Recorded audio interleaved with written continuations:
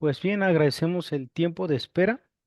A nombre de la Universidad Centro Panamericano de Estudios Superiores, les damos la más atenta bienvenida a este webinar que lleva por nombre Cómo analizar palabras, el intensificador demasiado, impartido por el doctor Andrés López Ávila. Y antes de iniciar, les leeré un poco sobre la experiencia profesional y académica del doctor Andrés. Él es lingüística, perdón, se ha especializado en los temas de complejidad lingüística, en las características del lenguaje, de la divulgación de la ciencia y de la estructura académica, en la polifuncionalidad y en los estudios lingüísticos de corpus literario. Sus investigaciones se inscriben en la teoría de la lingüística operacional. Actualmente está desarrollando trabajos sobre las características lingüísticas del discurso de cariño. Comentarles que el doctor Andrés López Ávila es egresado del doctorado en investigación y docencia. Es un orgullo para nosotros contar con un doctor de tan alto nivel y que nos acompañe el día de hoy para presentar el presente tema. Voy a compartir pantalla, doctor, para que pueda tener su presentación. Sí, muchas gracias.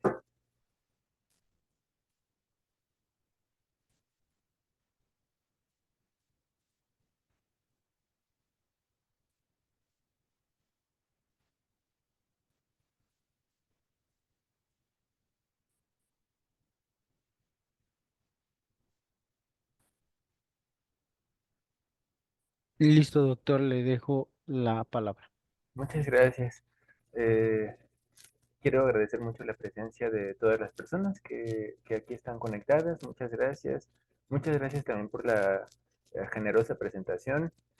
Eh, Me gustaría compartir con ustedes este tema. Titulo a mi trabajo ¿Cómo analizar palabras? Y es el caso de una palabra en específico. Es la palabra demasiado. Es una palabra que tiene una función de intensificador. Me gustaría presentar este trabajo de manera muy general como un ejemplo de cómo deberíamos analizar las palabras y la contraparte, cuál sería un error a la hora de analizar palabras. Entonces comienzo la primera diapositiva, por favor. Algunas veces, cuando estudiamos el significado y el uso de las palabras, a veces hacemos un análisis equivocado. No deberíamos partir de que el significado que está en los diccionarios es el correcto y no deberíamos considerar que los usos distintos de estos significados están equivocados. No, nunca debemos describir el universo buscando errores. Más bien, tenemos que buscar entender. Lo que deberíamos hacer es analizar el significado con las palabras contextualizadas, en oraciones, en situaciones de habla específicas. El significado no está en los diccionarios. El significado está en el proceso de comunicación, en el contacto social, en el uso concreto de las palabras. Mi conferencia entonces hace una crítica de los modelos de análisis prescriptivos, o sea, que dicen cómo deberían ser las cosas, y más bien propone un análisis descriptivo sobre la palabra demasiado, que incluye, pero no se limita a los significados señalados en los diccionarios. En la siguiente diapositiva, por favor.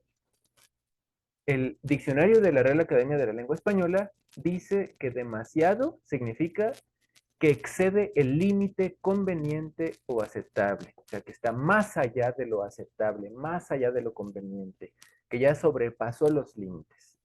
En este sentido, pues, se entienden frases como el café está demasiado caliente, o sea, está tan caliente que no lo puedo tomar aún y me quema, está de más caliente, demasiado, en exceso caliente. Otra diapositiva. De otro lado, es muy común escuchar algo como el café está demasiado bueno, demasiado bueno. Hay dos formas de analizar esta variación. Por un lado, la manera equivocada de analizar palabras sería un grave error asegurar que los hablantes y las hablantes están hablando mal. Este análisis no puede aceptarse, sería impertinente. Por otro lado, en el segundo análisis, en el análisis que sí es adecuado, Debemos entender que en el habla, en la socialización, en la comunicación efectiva, la palabra demasiado ya tiene un significado nuevo que no está en los diccionarios. Esto es normal. Las palabras siempre están cambiando y ese cambio no lo podemos detener.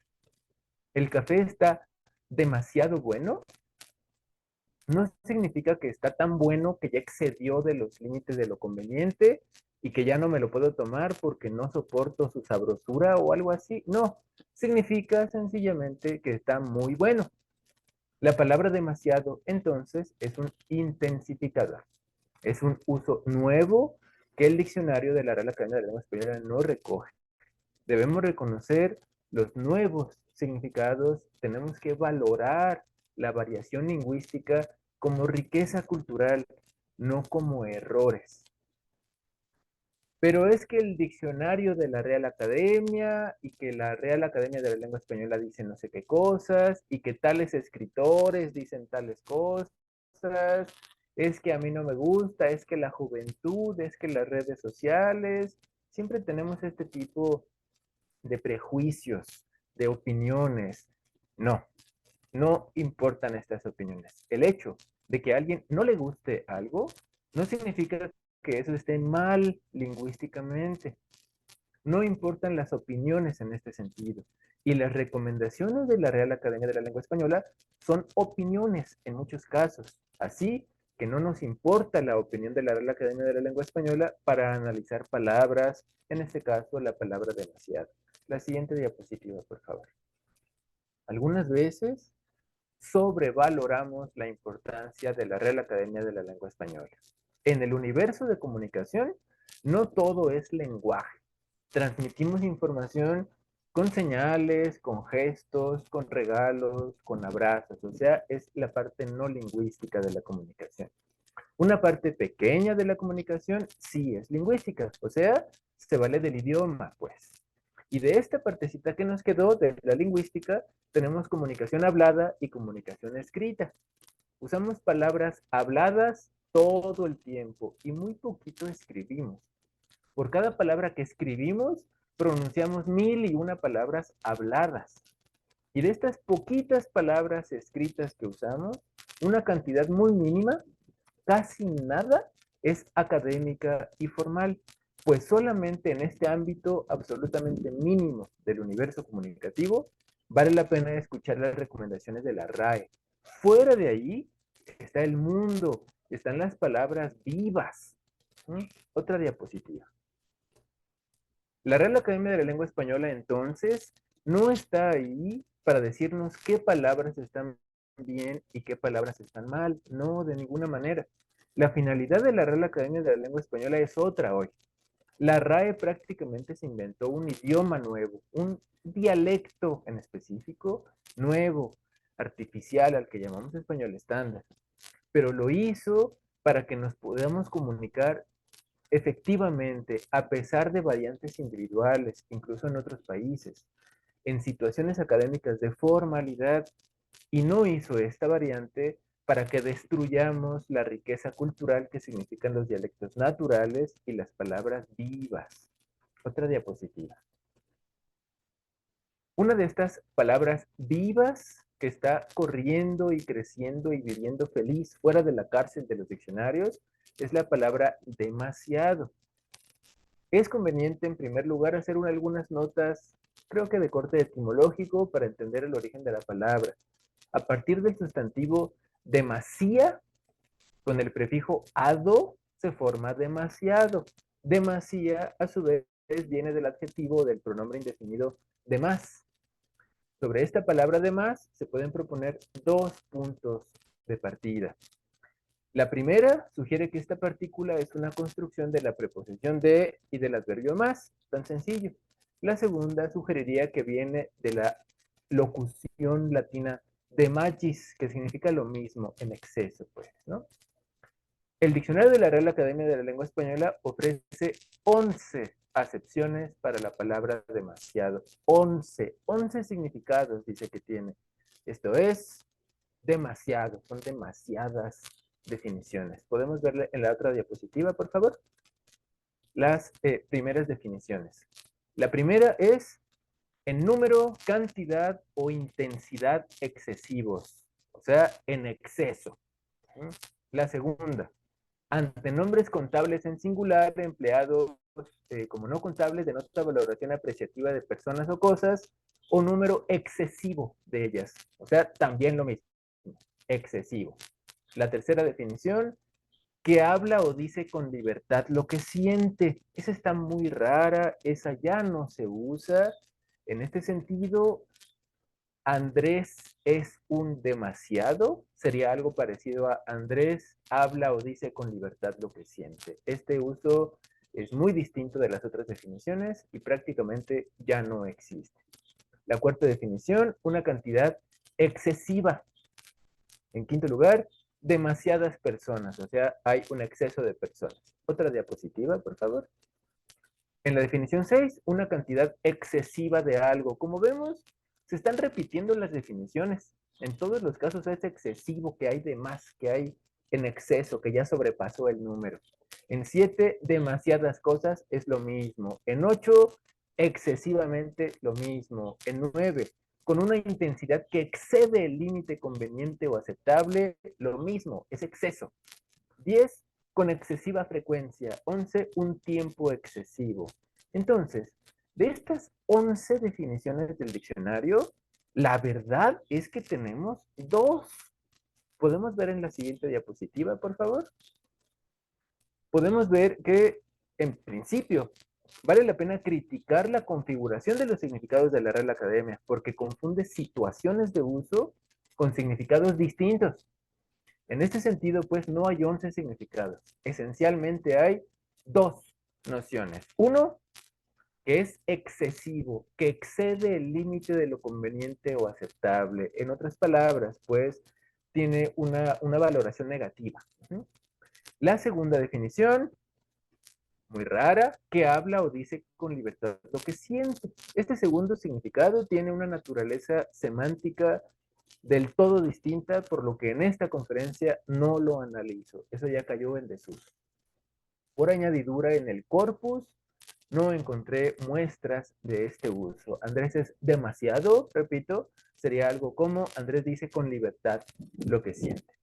En cuanto a la base de las demás definiciones, quisiera precisar que exceso, porque se repiten todas, significa parte que excede o pasa más allá de la medida o de la regla, cosa que sale en cualquier línea de los límites de lo ordinario o de lo lícito, que se propasa, que excede de lo necesario o conveniente.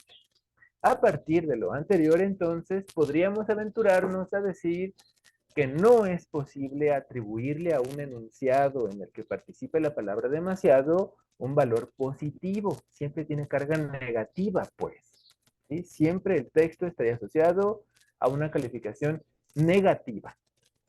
Sin embargo, no podemos quedarnos en este punto. No tenemos que confiar ciegamente en lo que dicen los diccionarios. Y reitero, no debemos pensar que los usos distintos a los que señala el diccionario son errores de ninguna manera. Una vez que hemos descrito las consideraciones especializadas sobre una palabra, o sea, una vez que revisamos lo que dicen los diccionarios, entonces el paso que sigue para analizar palabras es recurrir a corpus, o sea, a situaciones comunicativas reales, a usos contextualizados del lenguaje. Otra diapositiva, por favor. Entonces, analizo en corpus qué significa la palabra demasiado. Ya no confío en el diccionario, sino que me voy a las realizaciones concretas. El uso que se corresponde con la primera definición es el de un adjetivo que se antepone al sustantivo al que modifica. Es un adjetivo, pues, ¿no? Y concuerda en este sentido en género y en número con el sustantivo. A continuación, pues, reviso algunos casos. Elijo 3 ejemplos para concordancia en singular y en masculino, 3 ejemplos para plural masculino, 3 para singular femenino y 3 para plural femenino.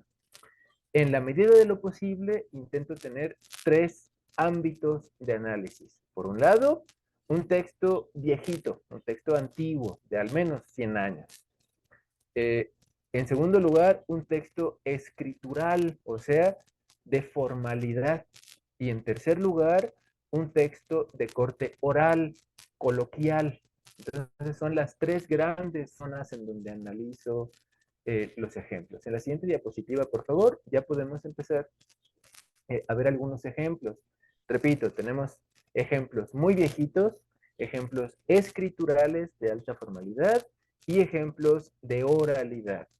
Me gustaría también reconocer que hay algunos de estos textos, de algunos de estos ejemplos, que tenemos que revisar en un sentido crítico también, ¿no? Son textos, ahí están. El primer ejemplo. Se alegra tanto que allende de lo acostumbrado salta con demasiado movimiento del cuerpo. Demasiado movimiento, exceso de movimiento. Dos, del poeta Luis Rosales. Me dijiste después que había sentido demasiado temor para tener tan solo un corazón. Mucho en exceso, claro. Tres, ahora de oralidad. ¿Has ido a Xochimilco? No, antes era muy bonito, pero ahora realmente, pues ya no. Pues es que la cosa es que hay demasiado populacho ahí y entonces los domingos se dedican a emborracharse y demás y todo, ¿no? Un ejemplo de oralidad. Demasiado populacho, hay que ser sensibles con los ejemplos. No todos son ejemplos correctos ni adecuados, pero están ahí, pues, ¿no? Entonces, demasiado sigue hablando de exceso. La otra diapositiva, por favor. Un texto de una novelita. A ver esa licencia o te la requiso esta nueva orden. No la he traído, dijo Miranda, conteniendo la ira. He visto ya demasiados crímenes pasionales en el estereotipo de las novelas incluso, ¿no? Demasiados, ahora en plural y masculino. Ejemplo 5. Todavía hay demasiados miedos que rodean a la donación de sangre. Sigue siendo exceso. En un texto viejito de 1599, porque en el tiempo que les he tenido a mi cargo he vivido bien, dándoles buenas costumbres y castigando los demasiados vicios que los indios de aquella provincia tienen. Es un texto de 1599. Demasiados vicios, o sea, vicios en exceso. Otros ejemplos en otra diapositiva, por favor. Tenemos de una novelita de Guillermo Cabrera Infante. Tenemos Juntos por la calle. Era evidente que ella era demasiada mujer, en femenino y en singular. Ejemplo 8. En España se presta este continuo trato, unas veces a contraer amistades por lo menos innecesarias y otras a crear posiciones difíciles para la demasiada crítica, en femenino y en singular. 9. Es un ejemplo oral de una grabación de en España. Te entran ganas de A, darte una ducha, B, ir a una playa de nudistas, C, silbar de admiración. Me parece que ya lo sé que vas a contestar. No, silbar de admiración no, porque ya es demasiada fogosidad lo mío. Un texto de oralidad, como vemos, tanto en textos viejitos, contemporáneos, formales, informales, se siguen todos los significados de exceso. Otra diapositiva, por favor. Ahora en plural y en femenino, que también existe. Siempre le ha parecido demasiado mal y causado escándalo las demasiadas conversaciones y libertades en exceso. Eso también, un texto de 1600, ejemplo 11. Es decir, por desgracia, demasiadas parejas hacen el amor en el mismo sitio, a la misma hora y el mismo día. Un ejemplo de oralidad en España también. Ejemplo 12. Se oye demasiadas veces el adverbio indiscutiblemente junto a enunciados bastante discutibles. Un texto de escrituralidad. Otra diapositiva, por favor.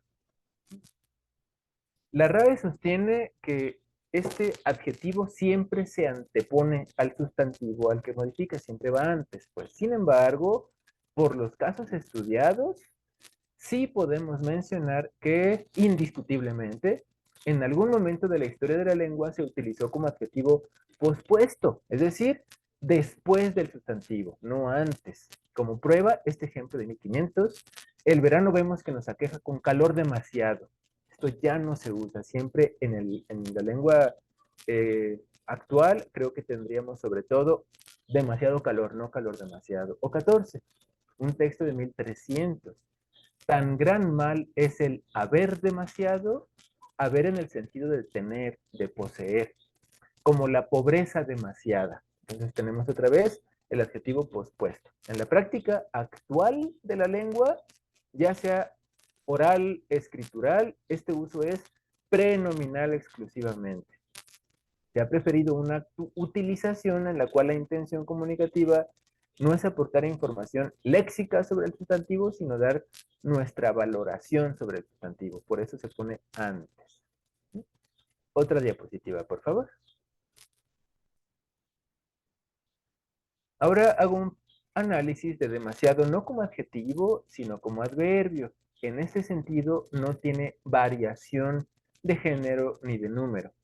Por ejemplo, podríamos tener algo como Juanito habla demasiado, tenemos demasiado en masculino singular, Juanita habla demasiado, es un adverbio, no tiene concordancia entonces. Entonces ya hice el análisis del adjetivo demasiado en plural, en singular, en femenino y en masculino, y vemos que en todos los casos sí se mantiene este significado que dice la RAE de exceso.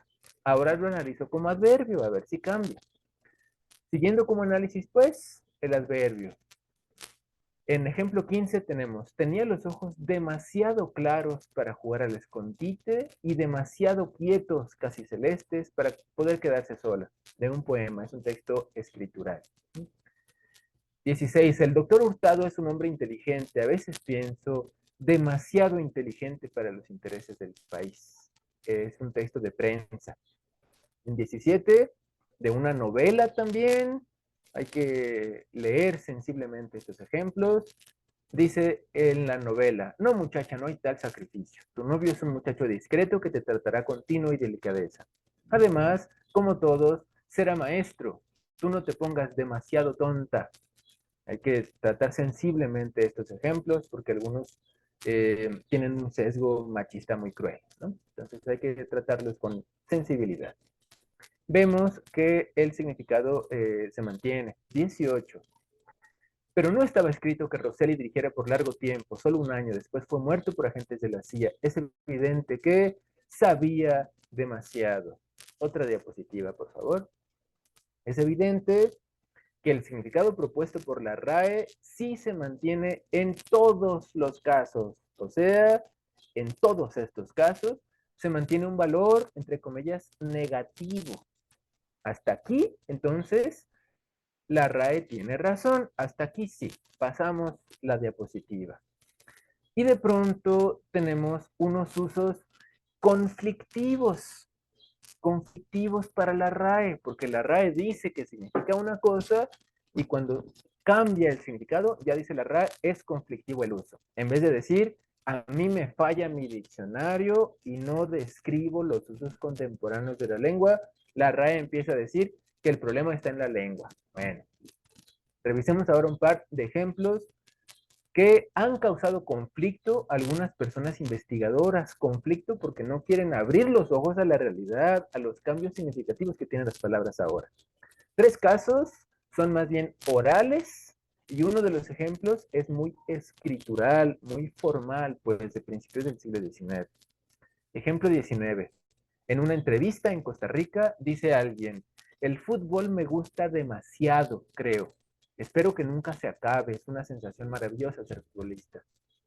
Le gusta demasiado, o sea, tiene gusto en exceso, que ya pasó de los límites de lo conveniente, no estoy tan seguro.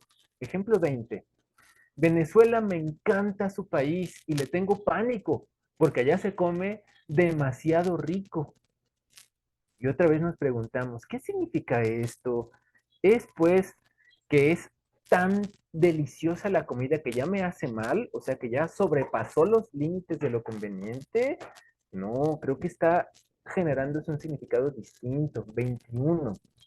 ¿Qué le decía la gente en el club? La gente estaba un poco impresionada de la forma en que estaba jugando, igual que yo, ya que en realidad lo hice demasiado bien, dice un futbolista muy humilde, ¿no? 22. Los caballeros que nos acompañaban se hacían en elogios de Pudenciana, cuyo garbo les era demasiado agradable, demasiado agradable. Otra vez, en estos usos no parece que se mantenga el significado que propone la Real Academia de la Lengua Española. Este significado en el que se sobrepasa de los límites, se sobrepasa, ya es un exceso, ya es tanto que me hace mal, pues, ¿no? En 19 entenderíamos que el jugador lo hace de una manera tan maravillosa que excede de lo conveniente y lo que es razonable. No, no sé. En el ejemplo 20, nos diría que la comida de Venezuela es casi un peligro de tanta sabrosura. La alimentación sería de una calidad tan alta y de un sabor tan exquisito, delicioso, maravilloso, que estaría acercándose a lo peligroso a la salud, porque nos va a dar un paro cardíaco. No sé, 21. Eh, Aparentemente, pues es un jugador excepcional, pero parecería en este significado que sus habilidades superan los límites de lo concebible y de lo humano, están más allá de lo humano. No, tal vez no. El caso de 22 tendríamos que la belleza, la elegancia, el garbo de Prudenciana hace tanta gracia y causa tanto placer que ya se convierte en un agravio. No, pues estos significados no van por esa línea. Evidentemente, esto no funciona así. Cualquier hablante convendría en que esta lectura tal vez es demasiado forzada. Otra diapositiva, por favor. Entonces, tenemos tres opciones para resolver el conflicto sobre este uso. El conflicto, entre comillas. La primera sería aceptar las interpretaciones que antes explicamos, en cuyo caso el significado del segmento no se modificaría. O sea, sí significa exceso y ya. A mí me parece una interpretación demasiado forzada. La segunda, sugeriría un error, entre comillas, en el uso. Esta es una peligrosa solución porque va en contra de la naturaleza misma del lenguaje, en la que no existen los errores, existe la variación, nada más. En esta equivocación cayeron, por ejemplo, Jaime Correa y José G. Moreno de Alba. Correa dice que este particular uso, o sea, el que se despega de lo que dice el diccionario de la Real Academia de la Lengua Española, que este uso, dice Correa, que es una epidemia. Y a Moreno de Alba le parece impropio. O sea, van por ahí criticando cómo es la realidad, no hacen análisis equivocados. Ni es una epidemia, ni es impropio, es variación y ya. A mí lo que me parece impropio es el comentario de José G. Moreno de Alba y me parece una epidemia, una perspectiva tan violenta como la de Jaime Correa, por ejemplo, ¿no? Esta postura la tendríamos que seguir desde una perspectiva normativa, prescriptiva, pero eso no se puede compartir en la lingüística contemporánea. Por esto, la segunda opción no es una opción viable, no hay errores. La tercera de las opciones es la más prudente, según mi punto de vista. Tiende más hacia lo descriptivo, que es la forma contemporánea de desarrollar los trabajos de lingüística. Nos vemos en la necesidad de aceptar que existe un uso adicional de la partícula demasiado que no registra la Real Academia de la Lengua Española y que al menos se remonte del siglo XIX. O sea, la tercera opción es decir, miren, señores de la RAE, tu librito del diccionario está incompleto. La lengua está cambiando todo el tiempo y este significado no lo tienes tú. Hay que entender este significado. No hay que decirle a la gente que habla mal, hay que entender de veras las consecuencias de este uso. Otra diapositiva, por favor. Entonces, este otro uso de demasiado no señalado en los diccionarios, este nuevo uso que propongo, no tiene diferencia en cuanto a la forma, porque puede ser tanto un adjetivo como un adverbio, eso es igual. Lo que sí es distinto es el significado que posee. En este sentido, pues, el significado se extiende a uno muy similar al de los adverbios muy, mucho, bastante o incluso bien.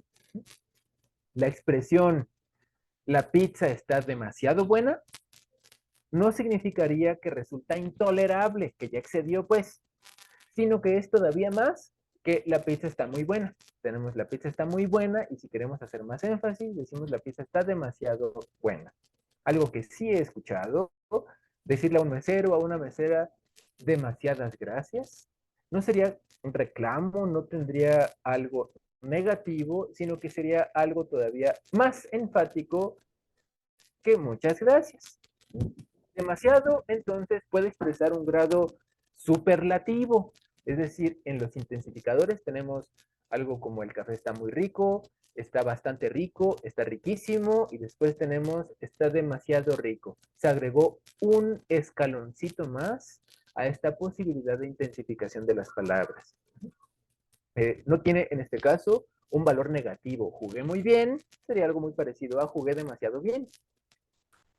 A partir de esto, entonces, podemos entender construcciones como demasiado poco, que claro que se usa todo el tiempo, demasiado poco. O sea, hay muy poco y después todavía más, demasiado poco, muy poco. Es normal decir muy poco. Tengo muy poco dinero, por ejemplo. Si queremos hacer un énfasis mayor, diríamos algo como, ah, es que tengo demasiado poco dinero. No parece una contradicción, porque solamente significa muy, solo que a un grado un poquito más alto. Moreno de Alba dice que esta construcción de demasiado poco, Moreno de Alba dice que es absurdo. Dice que hay gente absurda diciendo cosas malas, según Moreno de Alba. Yo considero que lo absurdo es ese comentario de Moreno de Alba. Podemos ver un ejemplo en 23. Este personaje se contradice en su modo de proceder. Cuando ve la representación muda, tolera mucho. Y cuando oye los versos, demasiado poco. O sea, desde 1700 ya se usa esta palabra así. Esta expresión tendría un significado similar a muy poco o excesivamente poco. Esto es muy usual y en el corpus está muy, muy, muy seguido. Otra diapositiva, por favor. Comienzo con las consideraciones finales para ir dando cierre. A modo de conclusión, podemos decir estas últimas palabras. En una primera etapa, la construcción de la preposición de más el adverbio más construye un nuevo elemento ahora con una categoría diferente. Se reinterpreta no ya como una frase preposicional, sino como un pronombre indefinido o un adjetivo que se utiliza para designar a elementos no mencionados en una serie. O sea, yo tomo café, tomo agua, tomo té y demás. O sea, y sigue la enumeración no descrita. El siguiente paso en la evolución de esta palabra es la de convertirse en una partícula totalmente nominal, o sea, el sustantivo demasía, de donde viene demasiado. De manera provisional, hasta ahorita, y en tanto que no se investigue más corpus, puedo afirmar que el significado que expresa superlativo sin valor negativo, que esto es el uso nuevo, entre comillas, porque no está en el diccionario de la RAE, este significado, repito, de superlativo sin valor negativo, surgió en algún momento del siglo XVIII. ¿Por qué le llamamos entonces nuevo significado si tenemos 300 años hablando así? Le llamamos nuevo por el prejuicio de que lo que marca el sentido de las palabras es el diccionario. No, lo que marca el significado de las palabras es lo real, las comunicaciones. No tenemos que intentar detener el uso de la palabra demasiado como un intensificador no negativo. No, tenemos que decirle a las personas que hacen diccionarios, mira, abre tus ojos, llevamos 300 años con este significado, ya mételo ahí en el diccionario y no empieces a decir que las personas que hablan así son absurdas. No. Entonces surgió en el corpus que he revisado, por ahí de 1700 y tantos.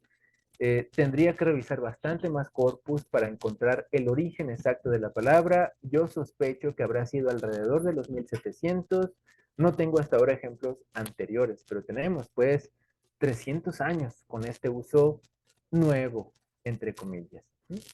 Esta aproximación es más útil y más rica que la propuesta por quienes creen que los hablantes y las hablantes cometen errores usando la palabra demasiado. ¿No? Ahora, para que esta investigación quede mejor elaborada y queden claras todas las posibilidades semánticas de demasiado, hace falta revisar otros aspectos. que no presento yo en este trabajo parcial. Lo siguiente puede servir como punto de partida para investigaciones nuevas. Entonces, ya digo, como no se analizan palabras, que es diciendo que son errores, lo que tenemos que hacer para analizar palabras es encontrar los significados en el uso real. Después hay que reconocer los límites de nuestros análisis. Y ahora presento en síntesis los límites. ¿Qué cosa no hice, pues, no?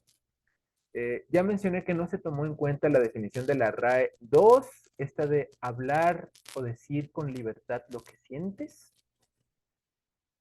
Otra de las áreas, otra de las tareas por hacer sería ver qué ofrece la forma negación más demasiado. O sea, no soy demasiado bueno para los chistes, no demasiado, algo así, ¿no? Eso no lo analicé y el demasiado con la negación es un mundo nuevo de análisis que no he explorado. Tampoco he revisado la construcción que queda en el panhispánico de dudas, en otro texto. Demasiado de, o sea, con una preposición. Un ejemplo que tienen en el panhispánico de dudas es un texto de 1600, dice, por demasiado de pernicioso, este uso en el ámbito contemporáneo prácticamente es inexistente. No ponemos preposiciones casi nunca. Me gustaría saber en el análisis en qué momento se perdió la preposición. Como vemos, son líneas de investigación que deberían revisarse en corpus, porque lo que dice el diccionario prácticamente ya resulta irrelevante de tan corto. Estas cuestiones son sin duda parte esencial de un estudio completo de la palabra demasiado y no deberíamos ignorarlas. De ello depende una visión global de su semántica y de su potencial comunicativo. Repito, hago mucho énfasis, tenemos que hacer análisis de las palabras en situaciones concretas, no a través de los diccionarios. Los diccionarios no muestran reglas, son unos libritos que se quedan cortos para representar toda la variación significativa de las palabras. Otra diapositiva, por favor.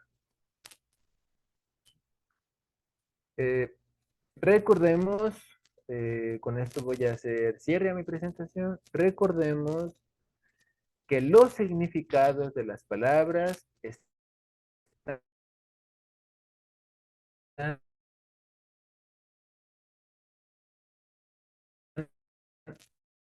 en contexto, Hola, doctor. Una personas. disculpa por interrumpirlo. Sí, Se cortó un poco la señal. Si claro, gusta usar nuevamente en esta diapositiva. Justo claro, se cortó un claro poco que la sí. señal. Perdón, muchas gracias, claro que sí. Entonces, hago énfasis en que los significados de las palabras, para dar cierre a la presentación, los significados de las palabras están en el contexto, como decía Rafael Simone, que la lengua es contextual. Están en el uso real, en la comunicación con las personas, en la manera en la que hablamos coloquialmente. Ahí están los significados. Los significados de las palabras no están fijos en los libros. La lengua está viva, va cambiando todo el tiempo y los libros son fijos. Disfrutemos y analicemos cómo es el mundo vivo del lenguaje. No queramos detenerlo. Muchas gracias. Esta es mi presentación. Muchas gracias.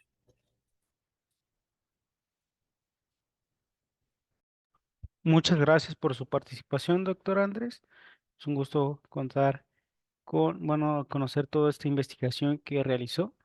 En estos momentos abrimos la sesión de preguntas.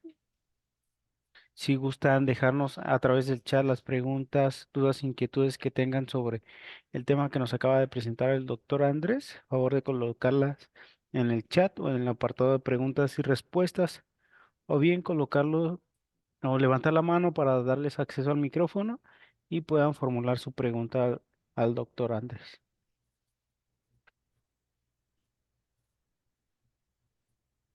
También vamos a revisar si las personas que estén viendo la sesión en vivo, si gustan formular alguna pregunta, dejarlas en los comentarios y las estaremos leyendo también aquí en la plataforma de Zoom para que pueda responder el doctor Andrés.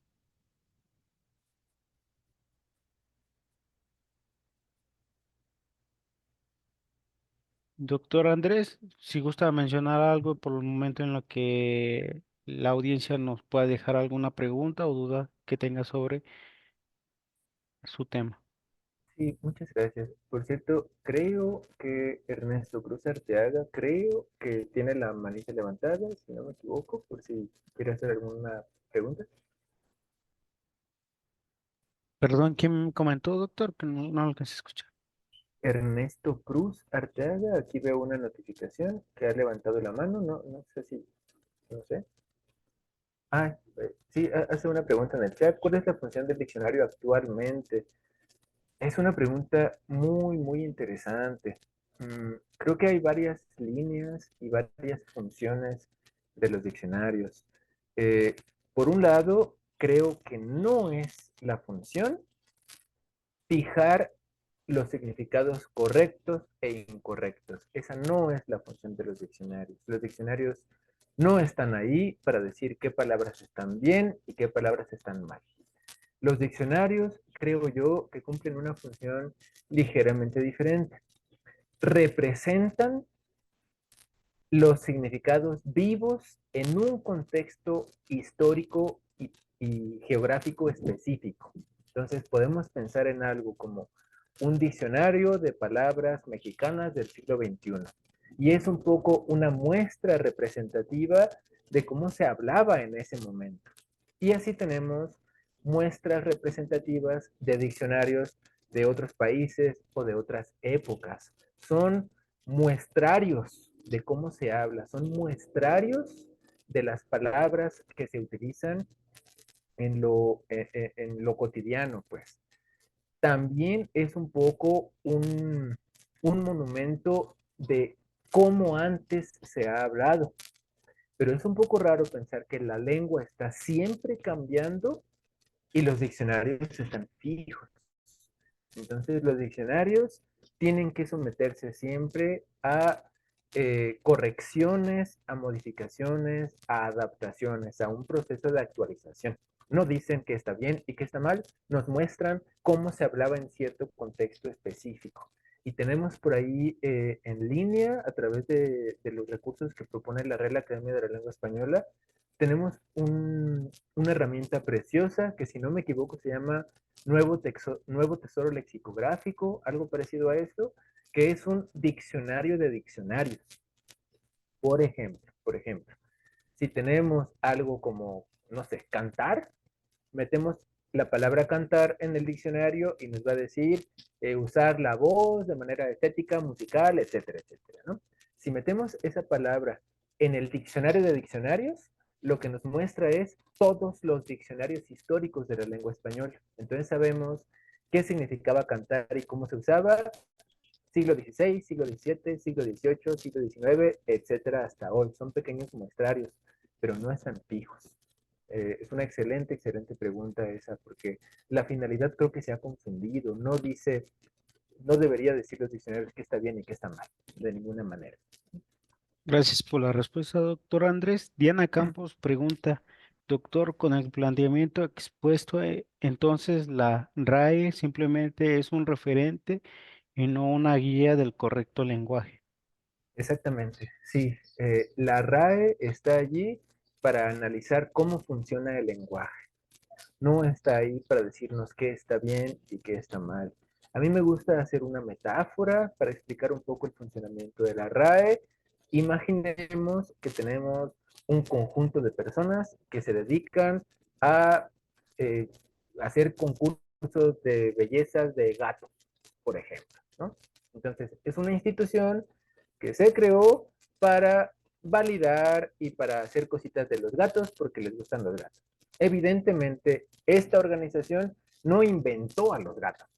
Así la Real Academia de la Lengua Española no inventó el español. El español ahí estaba, hay que dejarlo en paz. Sería como alguien de esta organización viene a casa y ve a mis gatitas y me dice, no, tus gatitas están mal. O sea, no, eso sería risible. Así funciona la RAE también. La RAE no debería estar ahí para decir qué está bien y qué está mal. porque estos adjetivos de correcto e incorrecto no son adecuados para la descripción lingüística, de ninguna manera. Lo único que se puede hacer es, bueno, si estás escribiendo una tesis doctoral, ahí sí te voy a corregir una palabrita o dos. Pero si estamos hablando en el lenguaje coloquial de todos los días, no importa lo que dice la RAE. Sí, claro. Muchas gracias, Diana, por ese comentario tan interesante. Doctor, le daremos acceso al micrófono a Sergio Alejandro Lara. Él comenta que tiene una pregunta y un comentario. Con gusto.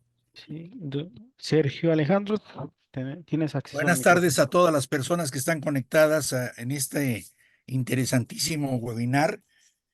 Bueno, primeramente felicitar al doctor Andrés López Ávila por este tema tan sutil que nos ha proporcionado. No es frecuente que la gente se dedique a analizar de lo que lee y de lo que habla y de lo que escucha, primero.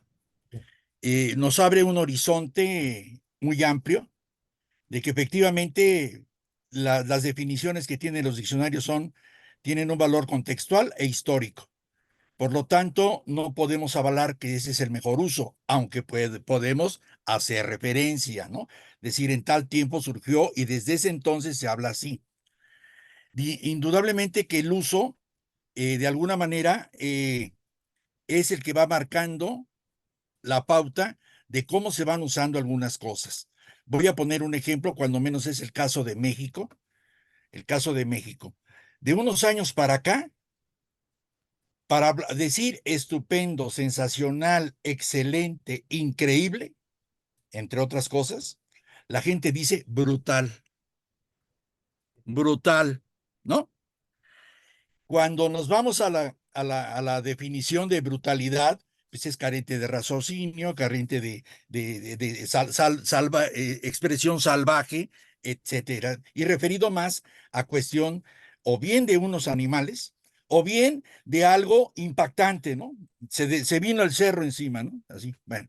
Y hoy la gente la utiliza de esa manera. También se utilizan, literalmente te lo digo, ¿no?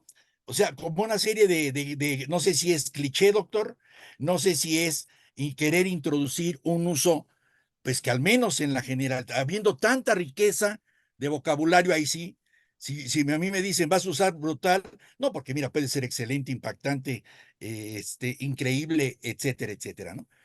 ¿Qué opina usted de esos dos giros a manera de ejemplo que le acabo de mencionar? Muchísimas gracias y buenas tardes.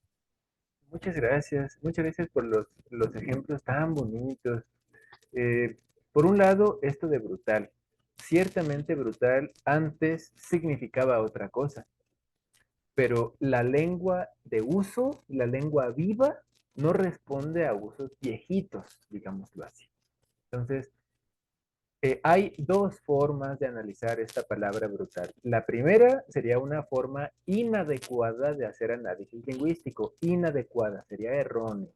La primera sería decir que las personas que dicen brutal en el sentido de extraordinario, estupendo, están mal. O sea, no podemos decir que alguien habla mal. No, sencillamente la lengua cambió ya. ¿Ah?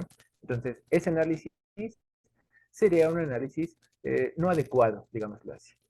El segundo análisis es recorrer la historia de la palabra brutal y reconocer que en un principio se hablaba de las bestias, de los animales de carga y de algo así, como animalesco casi, y después pasó a carente de raciocinio, osco tal vez, sin cuidado, algo parecido a eso, y hoy en la lengua es un sinónimo de extraordinario, estupendo, maravilloso.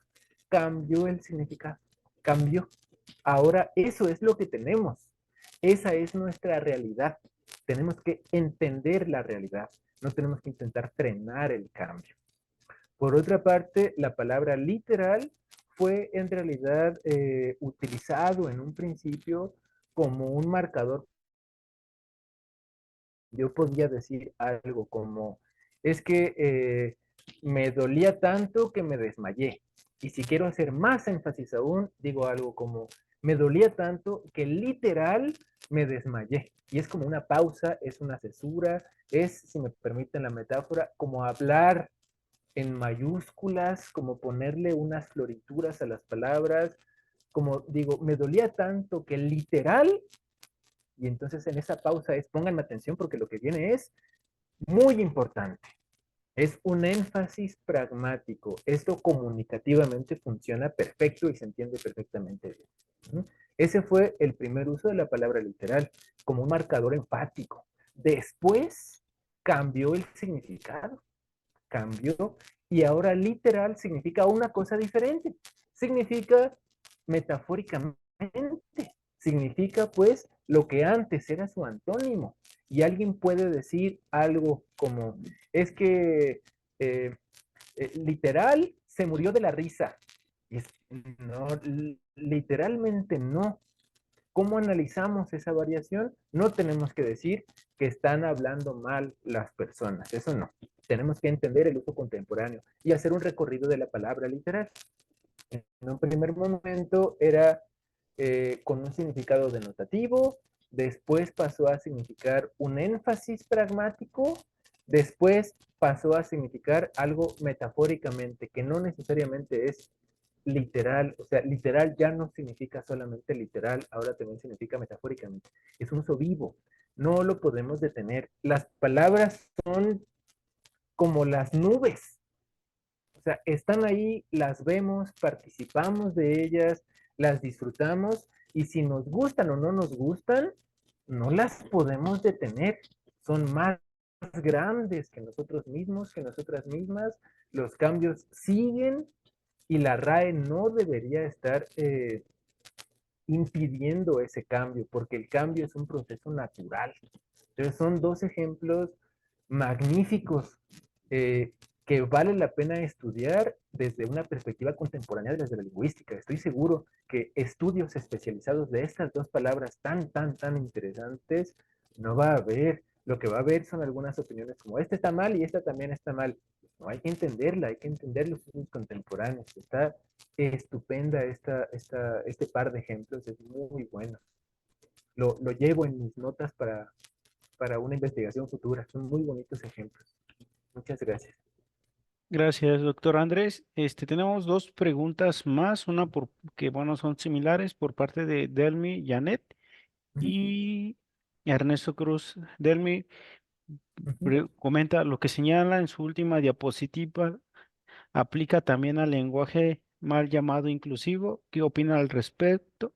Y Ernesto Cruz Arteaga pregunta, otra pregunta, ¿cuál es su opinión de lo que hoy llaman el lenguaje inclusivo?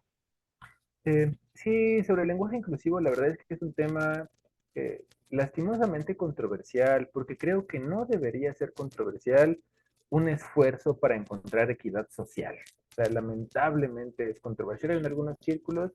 Yo defiendo muchísimo el lenguaje inclusivo, si es que merece eh, la pena como mi opinión de varón. Creo que deberíamos invitar a mujeres lingüistas a que nos hablen desde su vivir en el mundo sobre el lenguaje inclusivo.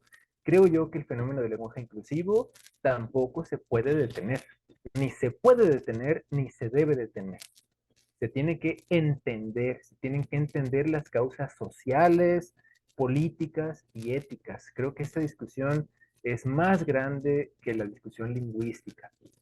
Desde mi muy mínima opinión de lingüista varón, que no sé si me compete hablar demasiado sobre el lenguaje incluyente, creo yo que es de una riqueza incalculable. A mí me parece que estamos viviendo un momento histórico en la lengua española que eh, es muy rica, es como una maravilla tener en los ojos, en el habla cotidiana y coloquial, tener evidencias de cómo está cambiando el lenguaje. A mí me parece que es estupendo, yo creo que es de una necesidad social muy grande. El lenguaje incluyente, el lenguaje inclusivo, se usa y se ha usado mucho en redes sociales, por ejemplo, en textos de arte, en poesía, en manifiestos, etcétera. Creo yo que lo que necesitamos hacer es darle todavía más espacios al lenguaje inclusivo y que se vaya metiendo, por ejemplo, a los textos científicos, como ha hecho en italiano Veragueno, como escriben en español Javier Cuitlagua Guerrero, Mariana Ortiz, Raciel Medina, Yulisa Zavala, Diana J. Torres, Brigitte Basayo. O sea, la ciencia es un escenario muy fértil para que siga creciendo esta maravilla que es el lenguaje inclusivo. Es lo que opino yo. Muy bien, doctor.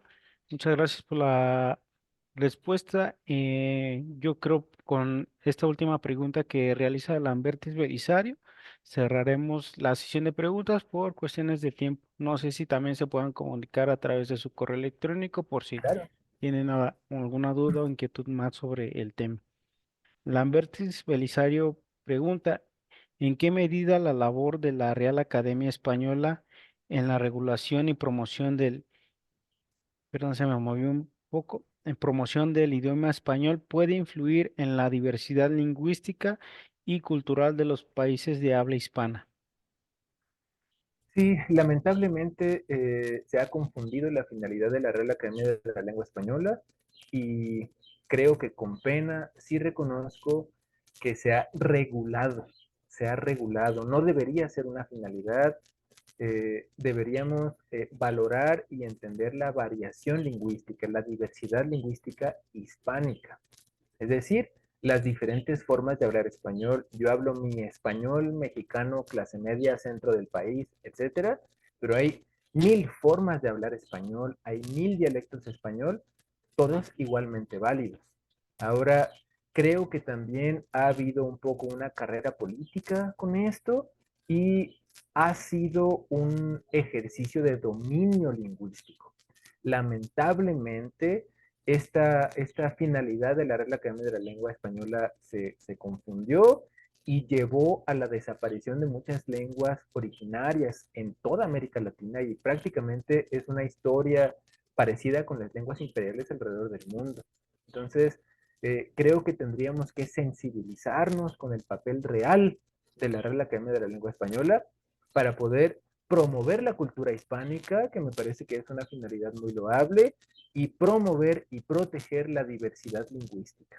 No tenemos que regular la diversidad lingüística porque la diversidad no es un error, la diversidad es riqueza cultural. Muchas gracias, es una pregunta muy importante. Muchas gracias, doctor Andrés, por responder cada una de las preguntas que realizó la audiencia. Con esta última cerramos la sesión de preguntas. En caso que tengan alguna más, estaremos compartiendo el correo del doctor Andrés por el chat para que puedan dirigir dudas, inquietudes o a lo mejor alguna colaboración con el doctor Andrés. Y bueno, como cierre, doctor, agradecerle el tiempo y la disposición por presentar este importante tema a toda nuestra audiencia y seguidores de la UNICEPES. Para nosotros es un gusto contar con tan grandes ponentes como usted el día de hoy. No sé si le cedemos en este momento el micrófono para que dé un mensaje de cierre para toda nuestra audiencia. Y muchas gracias por la asistencia. Agradezco muchísimo a las personas que nos ayudaron a organizar este evento. Ha sido un gusto y un placer para mí compartir este trabajo con ustedes. Muchas gracias por las preguntas también tan enriquecedoras. Les agradezco mucho y les envío muchos saludos de bienestar. Muchas gracias. Muchas gracias, doctor. También agradecemos el tiempo a cada uno de los asistentes que nos brindó el día de hoy para escuchar el tema.